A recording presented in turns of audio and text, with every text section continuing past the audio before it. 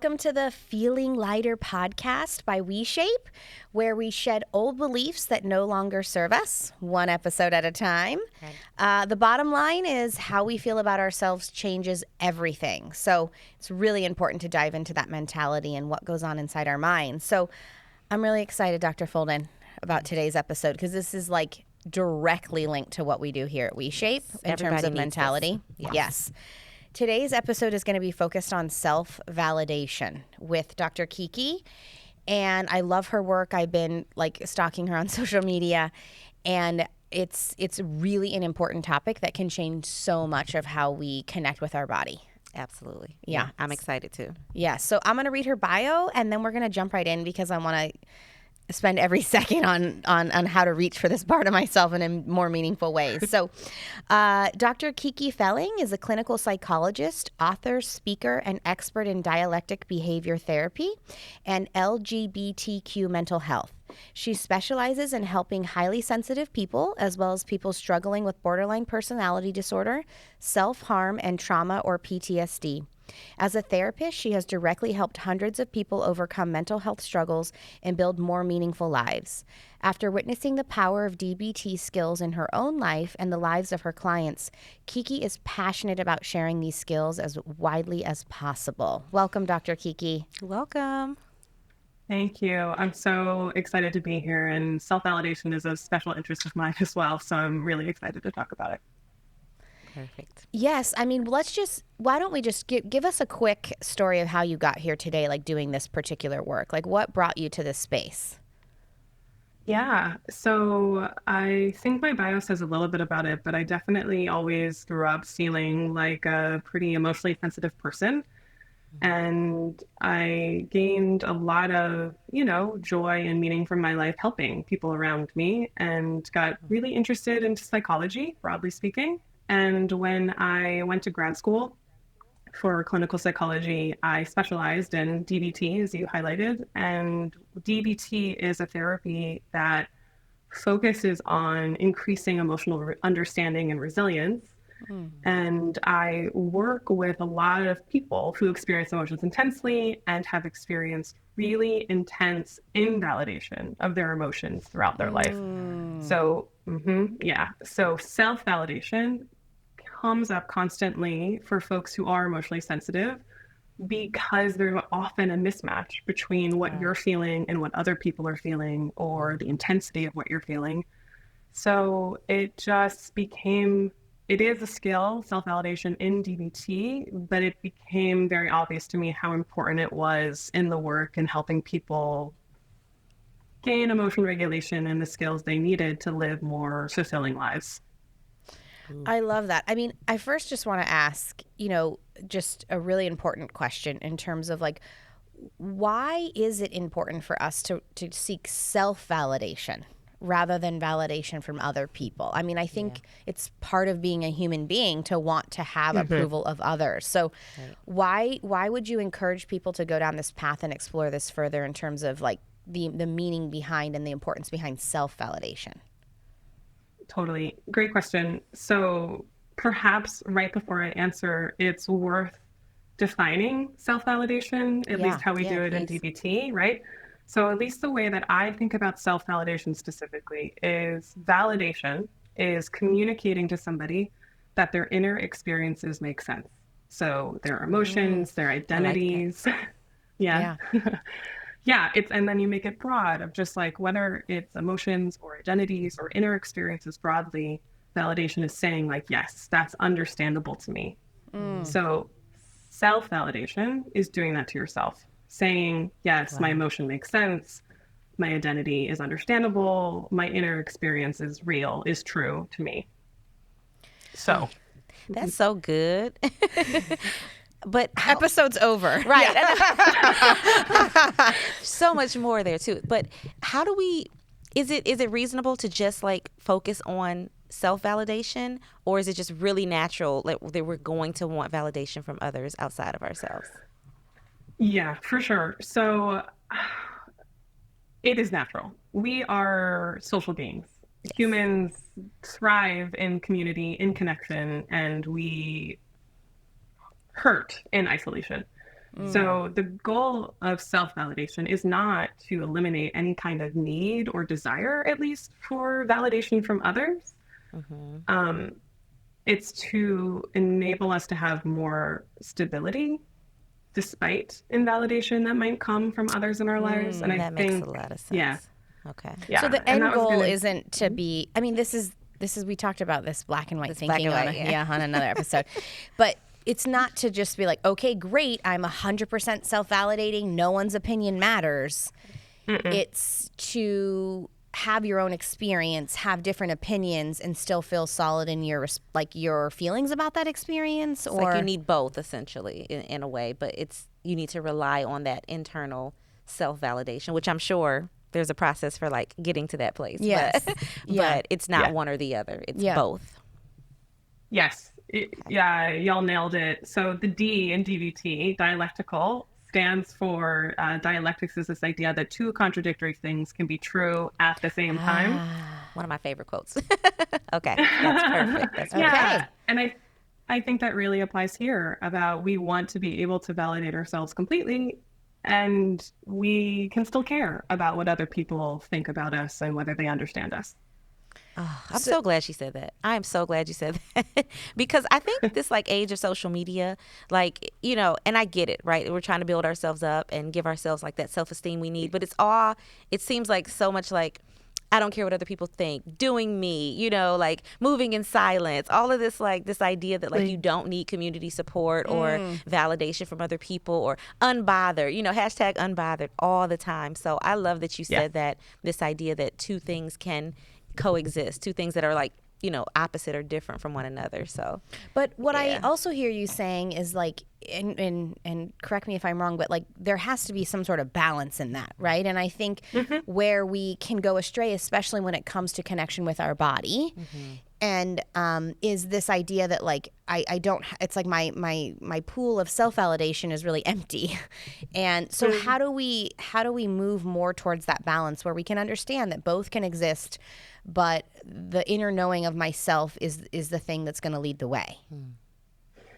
Yeah, I think it's a particularly tough balance in the world, the culture that we currently live in, right? I don't know if it's just based on social media and increase in technology and connection in that way, but at least in like America these days, there's a lot of emphasis on image, on body image and how we look. And we do have pretty explicit at times, but at least implicit messages that, you know, looking a certain way is what is the right, quote, good, quote, thing.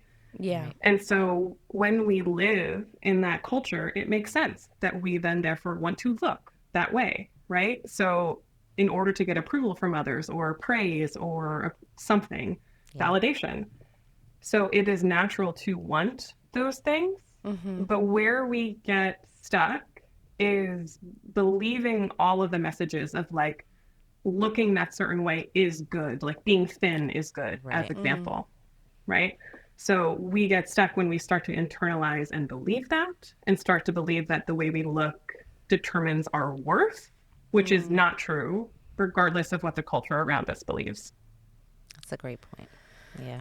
Oh man, I mean, have you seen clients go from, like, maybe you could talk about some of the clients that you've seen who have gone from a space of really seeking that external validation to a process of, oh no, I'm actually feeling like I can sit in my own experience and have validation in that too. Have you seen this happen? Is this going to take the rest of my life? I think is what I'm trying to ask.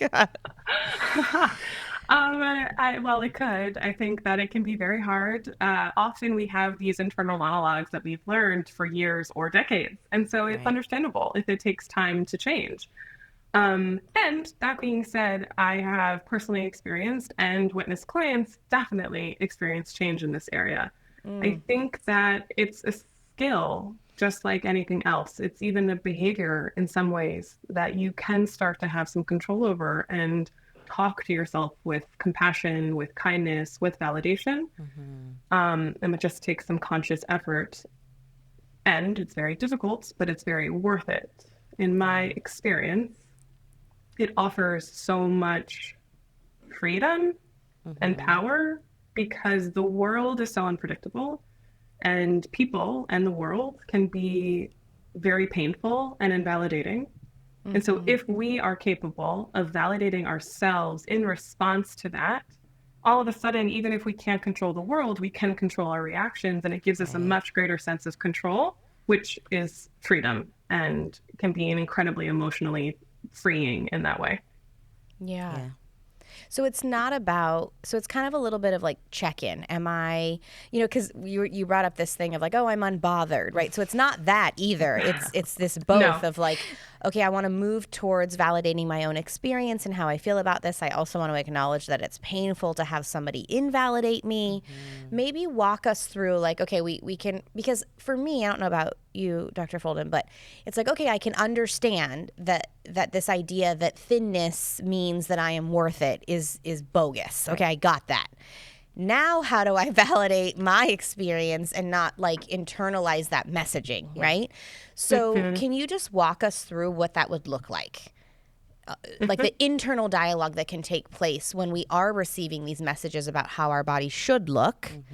And like maybe just walk us through, and that way our listeners and ourselves, myself, can walk away and have sort of the words to say on the inside when this is all happening.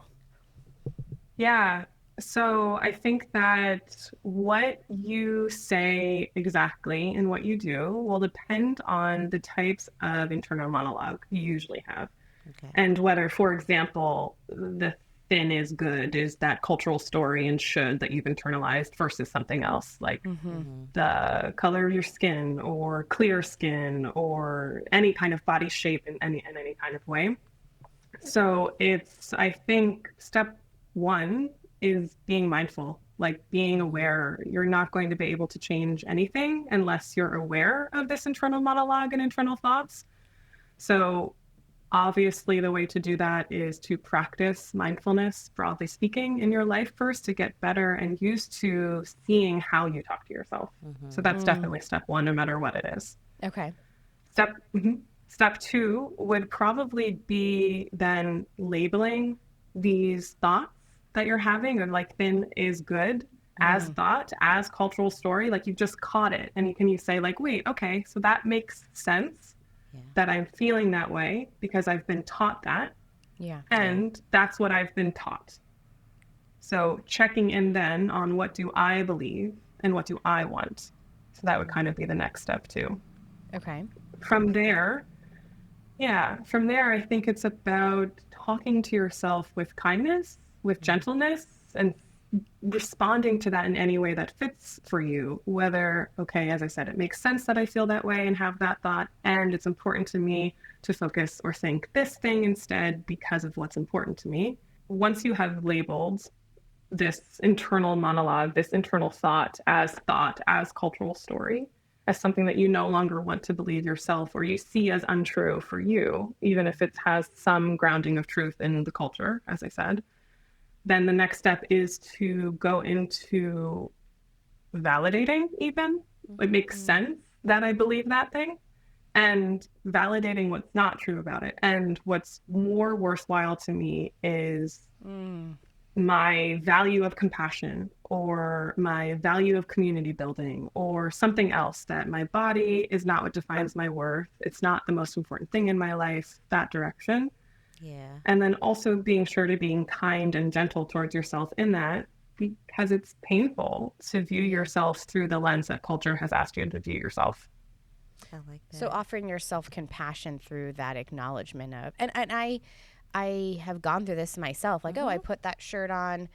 I didn't like the way my body looked in that. And then I paused and I said, why don't you like the way your body looks in that? And then I'm like, oh, culture told you that you have to be thinner in order to wear a shirt like that. And then I pause and then I go, what do you really care about? Do you care? And I don't know if this is aligned with what you're saying, but sometimes I'm like, okay, you only have so much energy in the day. Right. Are you going to give energy to this? And then I'm like, ooh, my value doesn't want to give my time and energy to this. And then I say, okay, is there something that you value more? And then I also try to find, I don't know if this is helpful for anyone, but like I also try to find evidence for people in bodies that look similar to mine or even very different than mine that have tons of confidence in anything that they wear as a way of saying this isn't dependent on this. Right. So I go through that whole process. Sometimes Same. it's a little exhausting, but it's better than judgment, criticism, shame, and then taking the shirt off and putting it back in the closet. Exactly. I think that self-compassion piece is really underrated. We are not taught to be compassionate to ourselves. It's we can give compassion out to other people very easily. Yes. We don't give it to ourselves. Well, no pain, no gain. Exactly. Push through, you know? So I love that you said that. I have a question. It's sort of shifting gears, but I read a little bit about your personal story with like this validation seeking in like competition and what you were doing and the accolades. And I personally struggled with sort of creating a new identity when I sort of left the diet and fitness world and decided like I am just going to focus on my health broadly. I'm going to let go of this idea of aesthetics and what it looks like and the praise and validation that I was used to getting from other people. And it was hard. Like it still is hard sometimes. So I would love to hear a little bit about your story and how you, I guess, sort of redefined an identity for you, like when you felt like maybe what you had used as your identity was sort of stolen in a sense. Does that make sense? Yeah, it makes total sense. So I've had a lot of identity shifts and big things happen in my life that have forced me further and further into this self-validation. And the biggest one and one of the first ones was when I was growing up, I was a very, very competitive athlete, specifically soccer player. And a lot of my self-worth came from that. I really enjoyed being good at soccer. And, you know, my parents came to every game and expressed love in that way. And my peers and classmates provided praise for my accolades and like great goal. And yeah, you're so wonderful. All of the things that we want as children. Yeah. And I love soccer. And I truly, really loved moving my body that way. And it became more and more something that when I realized I had lost it after I tore my ACL for the fourth time, had a knee injury that took me out. Yeah. And was no longer able to play competitively.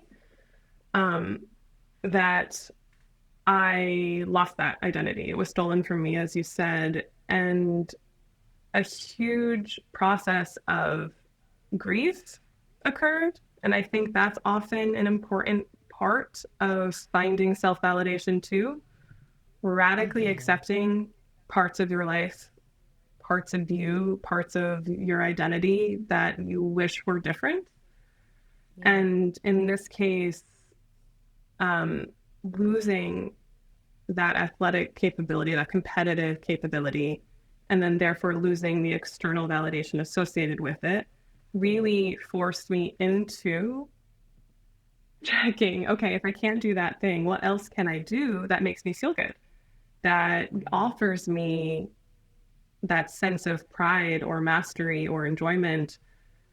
And because I no longer am getting that from other people or internally. And so it really forces kind of a self-reflection of what do I enjoy? What do I want to do? What feels good to me? And forgive me for jumping around, but even your example of the shirt you put on in the morning, I think another thing you can do is check in, like, what do I like about this shirt? Does this shirt make me feel good? Do I like the way that it looks? Is it a nice color? Is it nice fabric? Right? Refocusing on why you chose that shirt in the first place. And when you lose something that offers you external validation, rechecking in on, as I said, just what feels good to me. What do I want to do? And feels good as in that pride, that pleasure, joy, connection, whatever it is, and refocusing and building that back up. I mean, I think you said something really important, which is like maybe the root of this self-validation, is that as human beings, we will go through different identity shifts throughout our life. I mean, that's part of being human, just even like aging, that's right. We just go through different identities. And when we constantly seek validation outside of ourselves, then we are reliant on acceptance of that identity shift through other.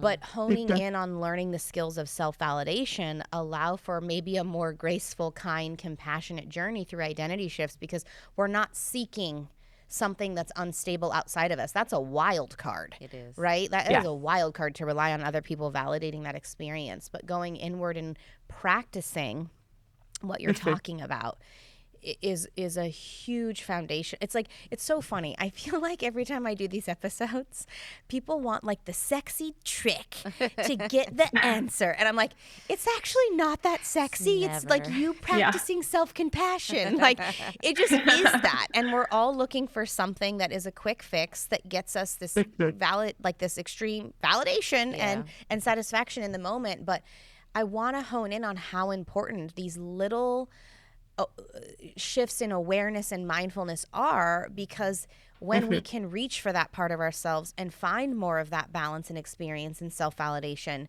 then as we shift these identities through our life, it actually makes me think about it gives us permission to even take more risks in life. Yeah, absolutely. Right? Because like, life is to be lived. And I know that for myself, I'm actually going to go back to the shirt example because this happened yesterday. And I had this like really funky shirt. It had like 50 different prints on it. And I was like, this is going to be too much for people if I wear this on the, I'm putting myself out there. Like, this isn't something that I normally wear. I'm going to get negative feedback. I mean, this was the dialogue in my mind. And I didn't bring the shirt. I wish I feel like now I do have to wear it. But if I can hone in and practice what you're talking about in terms of connecting with myself, then the narrative would have looked like, whoa, this is a really cool shirt. This feels different. This feels like a different part of you that hasn't come out. How exciting. Exactly. Let's do it. Right? Versus I was waiting on like, how are people going to perceive this shift? Right? And it even reminds me, I'm actually really proud of myself. I'm going to share one more story. So I got some bangs, right? I haven't had bangs in a long time. They're so cute. Thank you. And I got them, and then we had Thanksgiving, and a relative came over, and he was like, he made a comment that was not a compliment about them. And I paused, and I looked at him, and I said, why don't you worry about how you look? And I'll worry about how I look. Ooh, that was a clap back. Those are my favorite. And he was like, he was floored that I said that. Good for him. And then I felt bad because he felt so bad, right? He was like, oh, I like them. No, I'm sorry. And I was like, nope. Like, it just, but I'm really proud of myself. And I know it's this work that we're doing here that it's allowing me to pause for a moment and say, wait a minute. Like that didn't feel okay, right? And I think a lot of times women especially are so used to people just commenting on our bodies, and then we just take it. And it's like, actually, ouch, that's really not okay for you to comment on my body outside of a compliment. Right? So anyway, I think that this work in self-validation is like a foundational root thing. It is. And that's why I wanted to have you on the podcast, Dr. Kiki. This is why I wanted to do an entire episode on this. Because if we can hone in on this one thing and build mindfulness and awareness around this every single day, even if it's only a couple times, this is the thing that gets at the root. Yeah. It sounds like freedom to me. Yes, liberation. Yes. Like, absolutely. Yeah. Absolutely. This idea that like I am not living based on others' expectations or others' praise or validation or what they like. I'm checking in with me first. Do I like it? Do I want it? Is it going to bring me some sort of joy? And then everything else is secondary. Yeah. Or not considered at all. Yeah. So yeah. But to your point, we can say ouch, right? It did hurt my feelings that he commented on my body like that, or, you know, my new haircut. And it's not to say, oh, I'm not bothered by that. It's to say, ouch, and let me come back to what matters to me. Yeah. If I had to break down like the practice of compassion and getting better at this in that way, what I would say is like there's two really important skills. The first is saying, of course. So of course I feel this way. Of course I'm having this reaction. Of course I have this inner experience. Even if you don't believe it or you can't understand it yet, there is always a reason for a way that you feel. And so saying, of course, as a first step is self-validation, and then trying to explore and figure out why it makes perfect sense, why, of course, you're having this experience. That's the skill that might be more difficult. So that's one part. Second is in DBT, we have a skill called opposite action, which is when we are feeling an emotion, It's often that that emotion makes us want to do things, that keeps it around. And when that emotion doesn't fit the facts, so in this case, we're usually talking about shame, where, wait, I don't want to feel shame about my bangs. I think they're baller. And like, I don't care what anyone else thinks, right? Shame does not fit the facts there. So shame usually makes us want to hide. It makes us want to avoid, to like apologize, right? Hide ourselves and hide the thing that we think other people don't like. And so acting opposite to shame is saying like, actually, I love my bangs. Thank you so much, right? Or like, yes, I'm going to do this again next time I see the stylist. Or taking a selfie of your bangs and posting it on social media, like the opposite of shame, right? I like that. And Okay. Yeah. I got to have you repeat this because this is really counterintuitive. It is. So, Yes. so the example of my haircut, great. So someone says something, my initial reaction is shame, which leads to a behavior of hiding, or maybe I'll want to go put a hat on or whatever it might be. And you're saying we pause in that moment and we take an absolute opposite action to that emotion. I like that. Yeah. That's a push. It's a push. Yeah. It's very hard and it's contradictory because, as I said, emotions love themselves. They make us want to do things that keep them around. But if we act opposite to those emotional urges, and in that moment for shame, right, to go forward, to not hide, it deflates the shame in that moment and across time. And so the more we do that, the easier it gets, the less shame pops up in general, and the less shame that we feel. Whoa, that is a good one. I haven't heard of that before. I mean, it's very counterintuitive. It is. But I think that that's really, really helpful for us and for our listeners to have that idea of like, pause, shame's coming in, emotions are making me want to behave this way. What would be the opposite of that? And let me do that. Yeah. And I want to clarify, it sounds like the first maybe number of times that is not going to feel comfortable. But after some time, we will be able to lean into that behavior more. Yeah. Yes, correct. And as I said, it's a skill. Opposite action takes time to practice and to get better at. I like that you said it deflates the shame. I always tell people like nothing good comes from shame. Like you don't achieve anything great from being shameful, like and being, sad or down on yourself. So this idea of sort of, I see it like literally a balloon deflating and you're like, fake it till you make it, right? I'm gonna take this selfie and realize like, oh, I got these bangs because they're really cute. They frame my face. I like them. So it feels good again, and that shame is kind of, going away. So that's I great. think what's tricky about this, I just have to highlight, is that when we get those opinions, I think the first internal response is, wait, do I like them?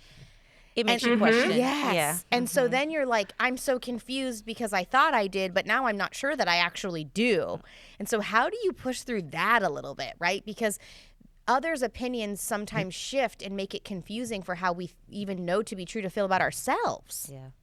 So I do think that's where this like general mindfulness and general skill of self-validation comes in, that the more you practice it, the easier it'll be to hold on to what your inner truth is.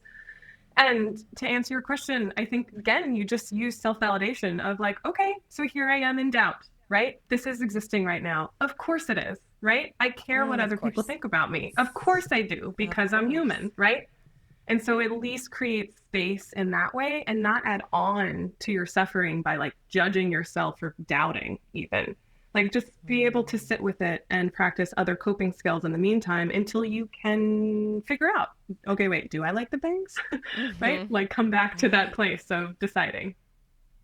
I'm very uncomfortable that we're talking about my bangs so much because I was even like, You brought them up. I don't want it to be obvious that I got a haircut, and here we are, doing the opposite of what I wanted to do today.